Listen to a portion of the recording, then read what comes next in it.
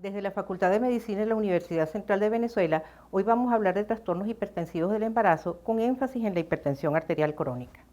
Con el nombre de trastornos hipertensivos del embarazo se agrupan una serie de patologías cuyo eje central es el aumento de las cifras tensionales igual o mayor a 140 milímetros de mercurio, que puede estar o no acompañada de proteinuria y que puede estar o no afectados los órganos blancos. Estos dos últimos criterios le van a dar la especificidad a cada uno de los síndromes que se incluyen dentro de este grupo de patologías.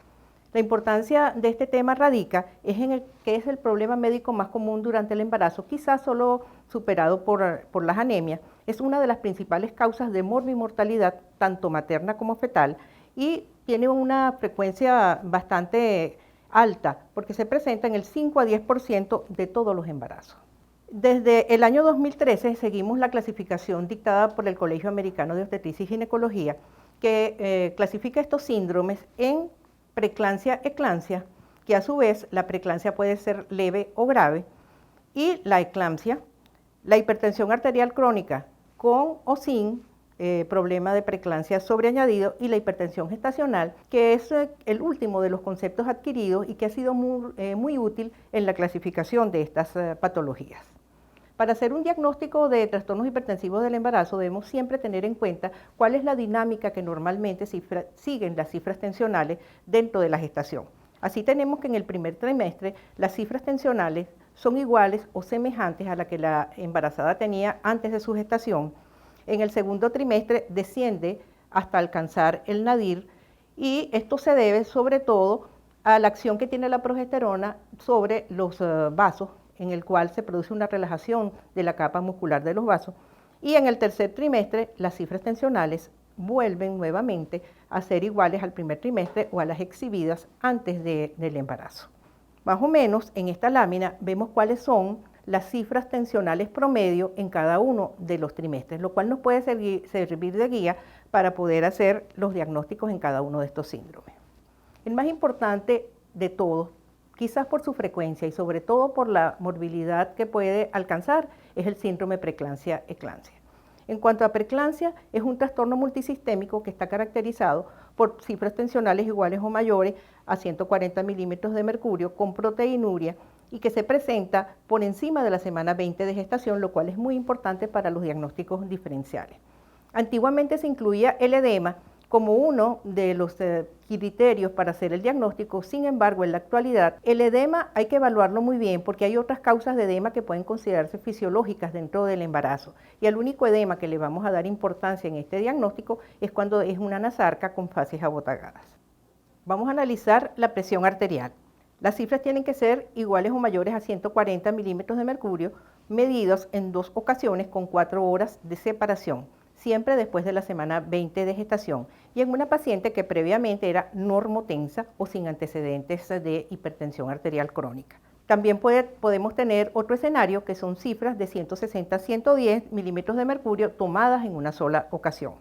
En cuanto a la proteinuria, el criterio o el punto de corte se fija en valores iguales o mayores a 300 miligramos en 24 horas. Y también el segundo criterio la segunda medida que podemos tomar en cuenta para la proteinuria es la relación proteína-creatinina, la cual debe ser igual o mayor a 0,3. Sin embargo, en la práctica diaria, lo que más utilizamos es la medida con tiras reactivas, lo que nos daría una cruz tomada por esta medida semicuantitativa como criterio para tomar en cuenta en el diagnóstico de preeclampsia. Normalmente se habla de preeclampsia leve y grave. Sin embargo, la tendencia actual es hablar de preeclampsia con criterios de severidad. En este caso, las cifras tensionales serían iguales o mayores a 160, 110 milímetros de mercurio, pero está acompañado de otro grupo de sintomatologías que pueden ser cerebrales o visuales, que afectan en sí a todo el área neurológica, y entre ellos tenemos cefalea, un estado mental alterado en cualquiera de sus grados,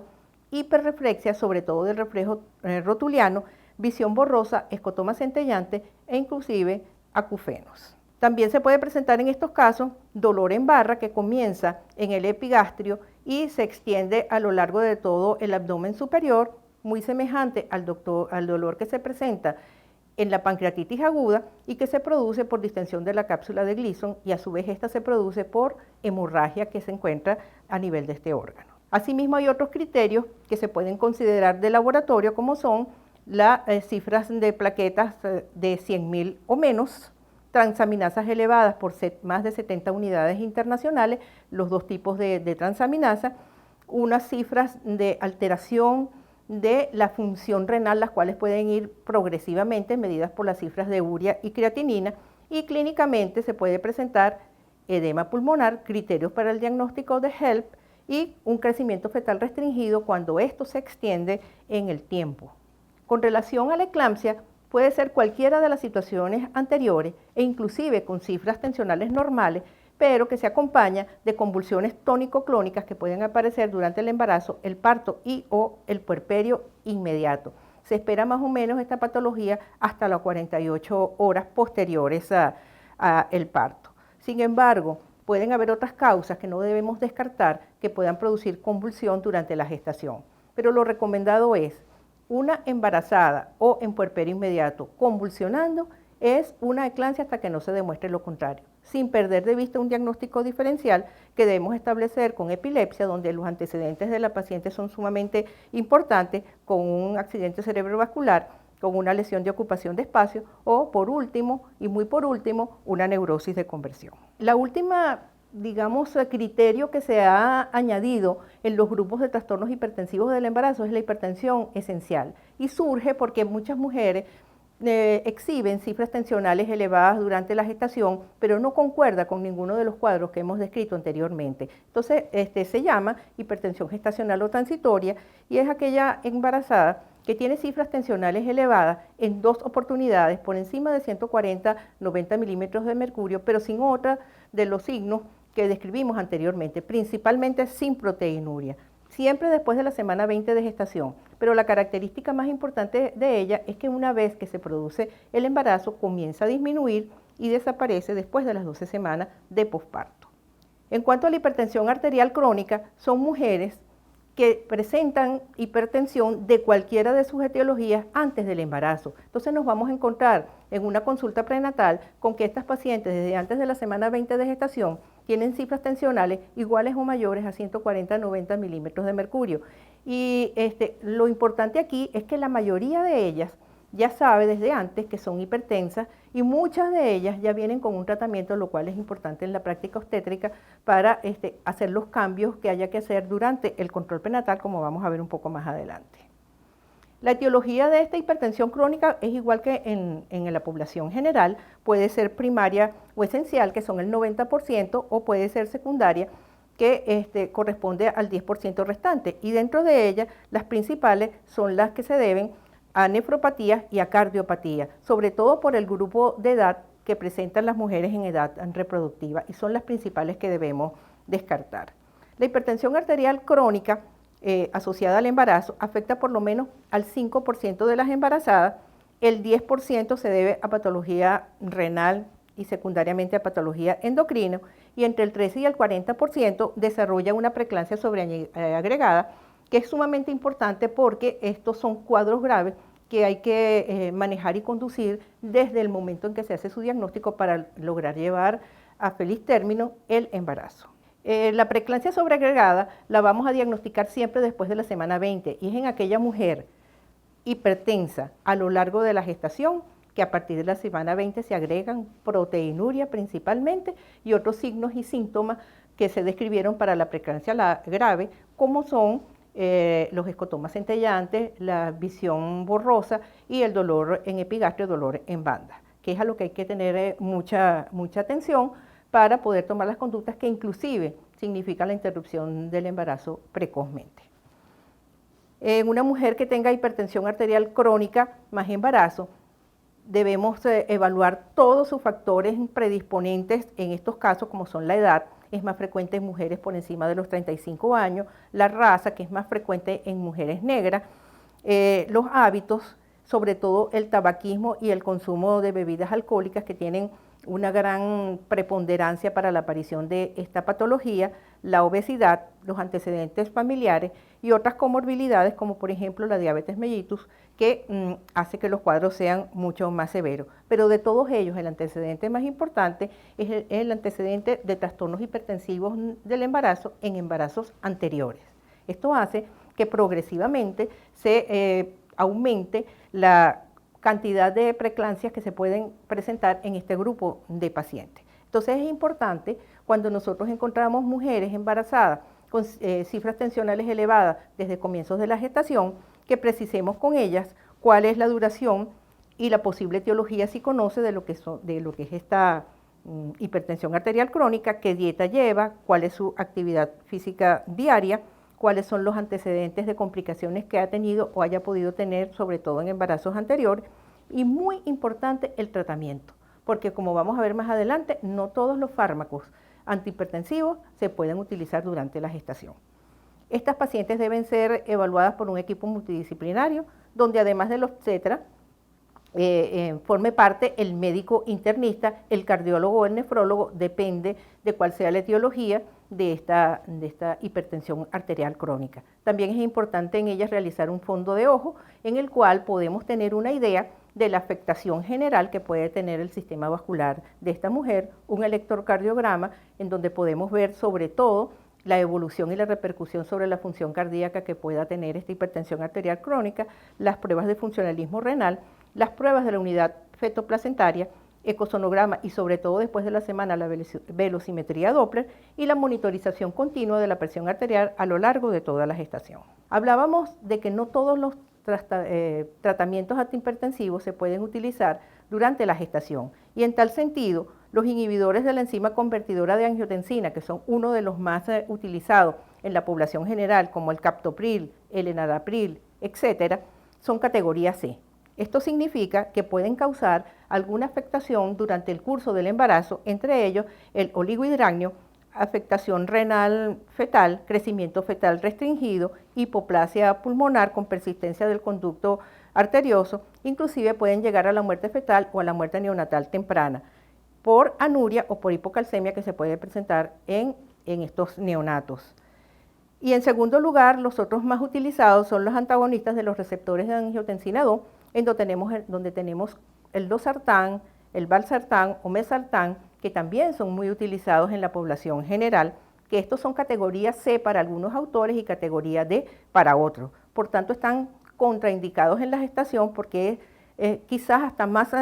fetotóxicos que los descritos anteriormente. Afectan la función renal, también producen un oligohidranio, carecimiento fetal restringido y retardo en la osificación fetal y neonatal, y pueden también llevar al feto o al neonato a una muerte temprana. Entonces, cuando encontramos en una consulta prenatal pacientes con tratamiento con uno de estos dos grupos, deben ser suspendidos y sustituidos, en primer lugar con la alfametildopa, que es el fármaco que ha probado a lo largo de los años que es inocuo durante la gestación. No es teratogénico y no va a modificar el flujo sanguíneo uteroplacentario. Esto lo vamos a dar en una dosis que es de 0,5 a 3 gramos vía oral, dividido en 2 a 3 dosis por día. En segundo lugar tenemos la nifedipina por vía oral en una dosis de 30 a 120 miligramos por día, y no se debe usar en forma sublingual porque en forma sublingual puede producir un descenso brusco de la tensión, de la presión arterial, y esto también puede ser feticida. Y tenemos el labetalol, que lamentablemente no se encuentra en todos los países, pero en dosis de 200 a 2.400 miligramos dividido en dosis 2 a 3 días suele ser muy útil en estos casos porque es bien tolerado por las pacientes y no va a afectar la circulación uteroplacentaria, teniendo sí en cuenta en aquellas pacientes asmáticas porque ellos pueden tener un efecto de broncoconstricción y confundirnos con una crisis asmática. En cuanto a los diuréticos, no se usan de rutina en la embarazada, se deben suspender al inicio de la gestación porque se han descrito en ellos algunos efectos colaterales en el feto y los debemos reservar solo para casos especiales, sobre todo cuando se producen insuficiencias cardíacas congestivas. En la prevención de la preeclampsia sobreagregada, no se ha descrito un tratamiento de prevención en sí. Sin embargo, a lo largo de la literatura encontramos una serie de fármacos que se han ensayado, entre los cuales está el calcio, el omega 3, el ácido acetilsalicílico, de los cuales este último es con el único que se ha probado cierta utilidad. Por tanto, nos resulta de gran utilidad para estas pacientes el que administremos ácido acetilsalicílico en dosis cardiovascular de 80 a 100 miligramos diarios desde la semana 12 a la semana 38 de la gestación. Se dice que los inhibidores, los AINES, no se deben utilizar más allá de la semana 33 del embarazo porque puede producir persistencia del ductus arterioso. Sin embargo, esta es una dosis muy baja que no interfiere en estos casos y lo podemos utilizar hasta la semana 38 de gestación. Otra de las patologías que se pueden presentar en las hipertensas, los trastornos hipertensivos del embarazo, es el desprendimiento prematuro de placenta. De allí que muchos autores sugieran que se mantenga el tratamiento con ácido fólico a lo largo de toda la gestación para prevenir esta patología. En la consulta prenatal, además, nosotros, este grupo de pacientes con hipertensión arterial crónica, debemos pedirles pruebas de funcionalismo renal mensualmente, porque no sabemos en qué momento puede afectarse esta función renal. Se debe hacer ecosonografía Doppler a las 12, a las 16, a las 20 y a las 24 semanas para evaluar sobre todo la circulación uteroplacentaria. A la semana 20 es sumamente importante porque nos puede hacer un diagnóstico precoz de las mujeres que pueden estar en riesgo de presentar una preeclampsia sobreañadida. La proteinuria se debe determinar al inicio del embarazo y después, muy importante, después de la semana 20 también para detectar una preeclampsia sobreañadida. Y en estas pacientes las pruebas de bienestar fetal deben iniciarse precozmente desde la semana 28 a 30 de gestación, es decir, al inicio del tercer trimestre del embarazo. En estas pacientes, a medida que vamos haciendo la evaluación de la unidad fetoplacentaria y que determinemos cómo es la condición, sobre todo la condición fetal, plantearemos la interrupción del embarazo según sea el caso y en caso de que todo vaya bien evolucionando normalmente, la interrupción se plantea al término que es la semana 38 de gestación.